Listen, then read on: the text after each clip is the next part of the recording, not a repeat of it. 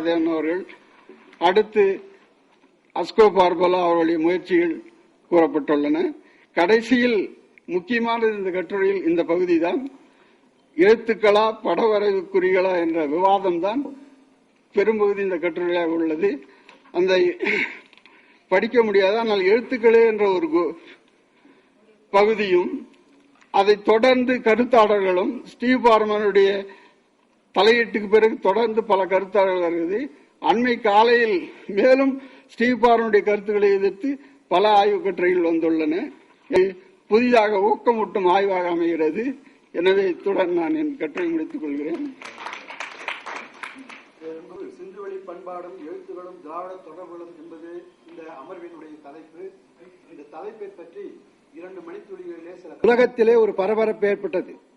சிந்துவெளி நாகரிகம் திராவிட நாகரிகம் அல்ல, ஆரிய நாகரிகம், பல்வேறு நாகரிகங்கள் என்றெல்லாம் மறுத்தார்கள். அந்த மறுப்பு என்ற தடைகளை எல்லாம் உடைத்தெறிந்து திராவிட நாகரிகம்தான் என்பதை உலக அரங்கிலே நிறுவுவதற்கு பாடுபட்ட பெருமக்களிலே 2 பேரை தமிழ்நாடு மறக்காது. ஒருவர் அஸ்கோபர் போலோ, மற்றொருவர் பெருந்தகை ஐராவத மகாதேவனையா அவர்கள். அவர் என்ன காரணம் சொன்னார்கள்? சிந்துவெளி எழுத்து எழுத்தே அல்ல என்றார்கள். ஒரு மொழியினுடைய கூறுகள் தான் அவை. அதனுடைய அமைப்பு, வேர்ட் ஸ்ட்ரக்சர், வேர்ட் காம்பனன்ட்ஸ் ஆகியவெல்லாம் ஆராய்ந்த போது கணிப்பொறியை பயன்படுத்தி சொன்னார்கள். உலகம் நம்பியது. வெறும் இலக்கணத்தையோ மேற்பார்வை பார்த்து சொல்லவில்லை. எனவே உலக அரங்கிலே உலக அரங்கை எதிர்த்து பேசியவர்கள் வாயை அடைத்து இது தமிழ்தான் விளையாட்டு பெருமை பெருந்தகை ஐராவதம் அவர்களை சாரும். இரண்டாவது அவர்கள் என்ன கிளப்பினார்கள்? அந்த நாகரிக அமைப்புகள், கட்டடங்கள், அங்குள்ள நகர அமைப்புகள் தமிழ்நாட்டில் இருக்கிறதா? எப்படி தமிழ் நாகரிகம் என்று சொல்கிறீர்கள் என்று கேட்டார்கள். இது கடல் கொண்ட நாடு. போரால் போர் நடக்கும் போது அரண்மனைகள் எல்லாம் தகர்த்து தரைமட்டமாக்கி விடுவார்கள். எப்படி நீங்கள் எழுநிலை மாடத்தை சொல்ல முடியும்? சிலப்பதிகாரத்திலே எழுநிலை மாடத்து இடைநிலை திருந்துடி என்றார்கள். 7 மாடத்திலே 4வது மாடியில் இருந்தால் வெயிலும் தாக்காது, குளிரும் தாக்காது, எவ்வளவு கோடையும் தாங்கும். எனவே எங்கள் எழுநிலை மாடங்கள் எல்லாம் உட்கன கடல் கொண்டது. எனவே அது கிடைக்கவில்லை. சரி, கிடைப்பதை பற்றி எப்படி தமிழர் நாகரிகம் என்று உறுதிப்படுத்துவது என்று கேட்டால், சிந்துவெளியிலே பயன்படுத்தப்பட்ட மீன் வலையைத்தான் இப்போதும் நம்ம மீன் வலை பயன்படுத்துகிறான். அங்கு துவாரகையிலே என்ன இது நங்கூரம் கிடைத்ததோ கப்பலிலே, அதே நங்கூரம் இங்கும் அகழ்வாராய்ச்சியிலே தமிழ் பல்கலைக்கழகம் கண்டுபிடித்து எடுத்திருக்கிறது. இரண்டாவது, சிந்துவெளியிலே உள்ள விலங்குகளிலேயே ஒற்றை கொம்பன் வேறு வகையானது. அது ஒரு மாட்டு வகையை சார்ந்தது என்றால் கழுத்தில் அலைதாடி இருக்க வேண்டும் அல்லவா? ஒற்றை கொம்பனுக்கு அலைதாடி இல்லை.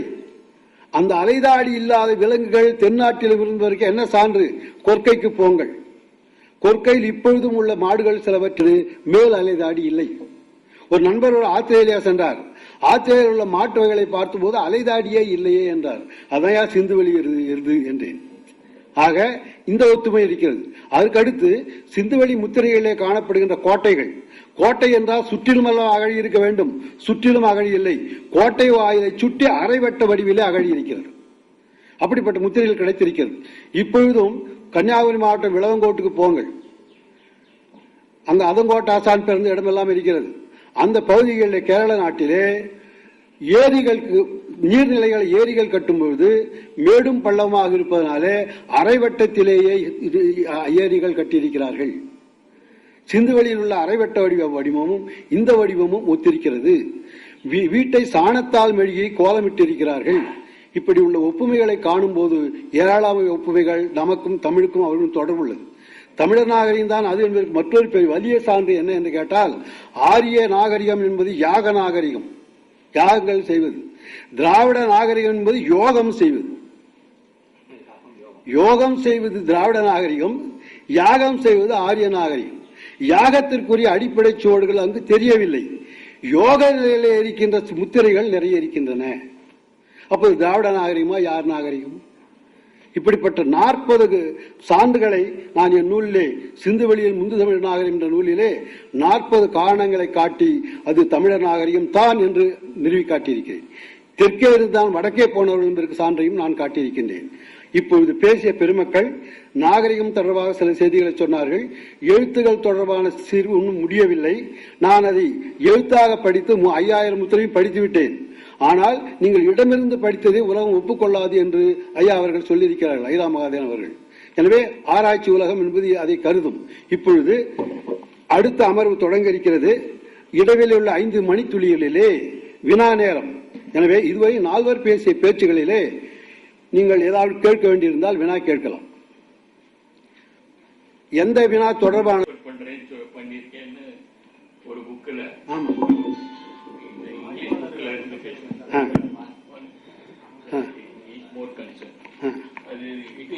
அது ஆல்பாபெட்டிக்கா நீங்க பண்ணிருக்கீங்க. ஆல்பாபெட் வந்து சிந்து இண்டஸ் வேலி சிவிலைசேஷன் இருக்கும்போது ஆல்பாபெட் இல்ல. அதுக்கு என்ன சான்று? 1600 BC. That's what சான்றோடு பேசுங்கள். So it is phonetics என்றது போனீஷியன் கண்டுபிடிச்சதுனால தான் phonetics. அதுதான் நம்ம வந்து போனீஷியன் கண்டுபிடிதான் போனெட்டிக்ஸ் என்பதற்கு என்ன சான்று? போனெட்டிக் என்பது கிரேக்க லத்தீன சொல். போனீஷியனுக்கும் அதுக்கு ஏன் இணைக்கிறீர்கள்? எந்த வரலாறு, எந்த நூல், எந்த பக்கம்? இது ஒரு ஆராய்ச்சி அரங்கு. பக்குகள், சான்றுகள், ஆசிரியர்களோடு பேசினால்தான் உலகம் ஒப்புக்கொள்ளும்.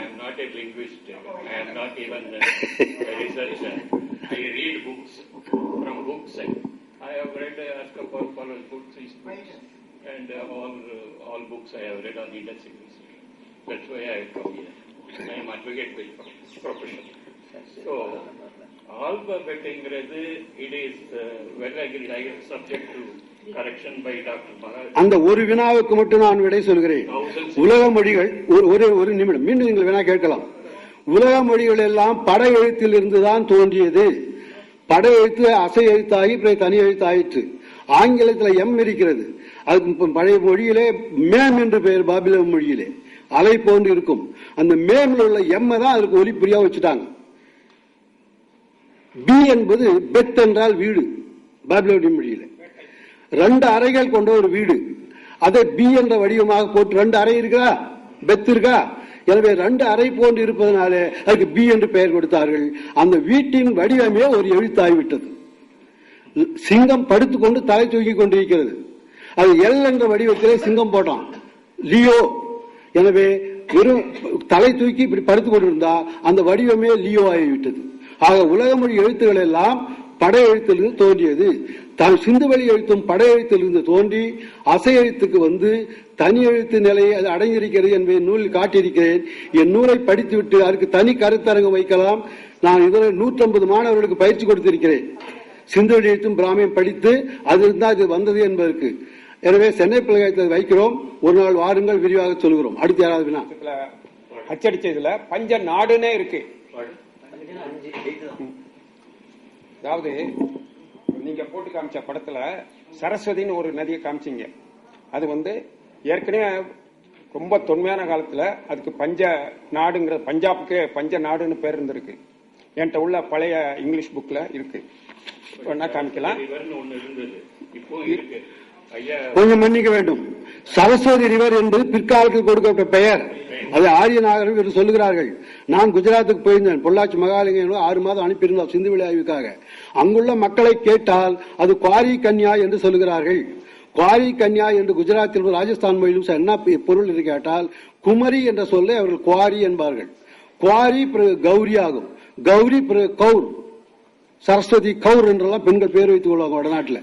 எனவே குவாரி என்பது குமரி என்ற சொல்லை குவாரி, கன்யா என்பது கன்னி, குமரி கன்னி ஆறு என்ற பெயரைத்தான் தமிழர்கள் அங்கே சூட்டியிருக்கிறார்கள். இந்த இப்போது குஜராத் பகுதியில சௌராஷ்டிர மொழி பேசப்படுகிறது. அங்குள்ள சிறிய ஆறுக்கு காவிரி என்று பெயர்